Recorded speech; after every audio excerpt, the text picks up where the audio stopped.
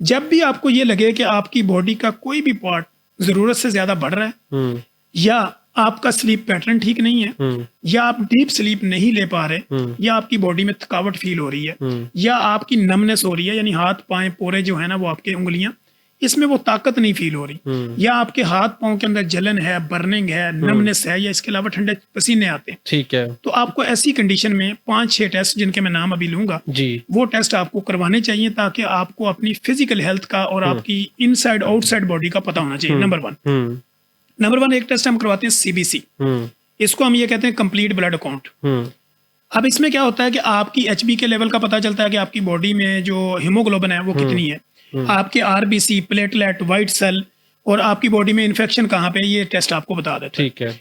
इसके साथ ही अगर हमें ये लगे कि इसको बार बार खांसी होती है या बंदे की कंडीशन बार बार खराब होती है, तो हम एक टेस्ट और करवा लेते हैं जिसका नाम है ईएसआर।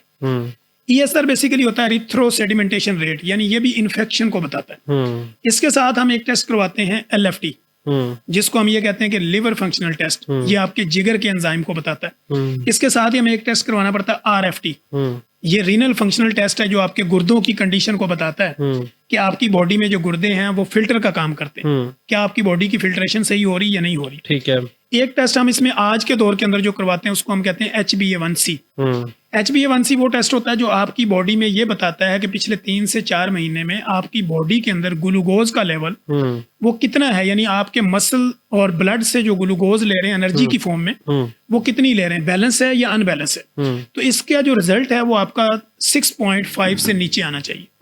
इससे ऊपर आता है तो इसका मतलब है कि आप डायबिटीज हैं, अगर 6 से ऊपर आता है तो प्री डायबिटिक है, तो आपको फौरी तौर पे अपने वजन और अपनी फिजिकल कंडीशन को मेंटेन करना है। ठीक है। इसके साथ ही हम वायरल टेस्ट भी करवाते हैं जिसमें HCV हेपेटाइटिस सी का होता है, HBsAg हेपेटाइटिस बी का होता है, फिर इसी तरह हेपेटाइटिस A है, E है, ये हम करवा लेते हैं कि कोई वायरल इन्फेक्शन की वजह से जिगर में कोई प्रॉब्लम तो नहीं है। तो लिपिड प्रोफाइल भी एक टेस्ट होता है जो आपकी बॉडी में खून की नालियों के अंदर जमा शुदा कोलेस्ट्रॉल को बताता है। तो ये वो टेस्ट हैं जो आप करवा लें तो आपको आइडिया रहता है कि मेरे दिल की हालत, गुर्दों की हालत, जिगर की हालत, बॉडी की हालत और मेरे बॉडी के ऑर्गन की या इसके अंदर चलने वाले खून की जो कंडीशन है वो नॉर्मल है या नहीं है। ठीक है। अच्छा, खास तौर पे एक कॉमन सवाल सबका होता है, खास तौर पे माइग्रेन के हवाले से, जहां हम खुदकुशी की बात करते हैं, सुसाइड की बात करते हैं, डिप्रेशन, एंजाइटी की, मेरे ख्याल में बहुत सारे मेजॉरिटी जो है उनकी प्री कंडीशन ये होती है कि उनका सर का बड़ा प्रॉब्लम होता है कि मुझे आधे सर में दर्द है, या दरमियान में दर्द है, या फ्रंट में दर्द है, या कभी आंखों में दर्द आ रहा है। ये माइग्रेन के इशू को आप किस तरीके से सोसाइटी में इस वक्त देते हैं, और इसके सिम्टम्स क्या हैं, और इसकी सबसे ज्यादा जो मेडिकेशन है वो कितनी जरूरी है? जी बिल्कुल, ये बड़ा जबरदस्त किस्म का आपका सवाल है।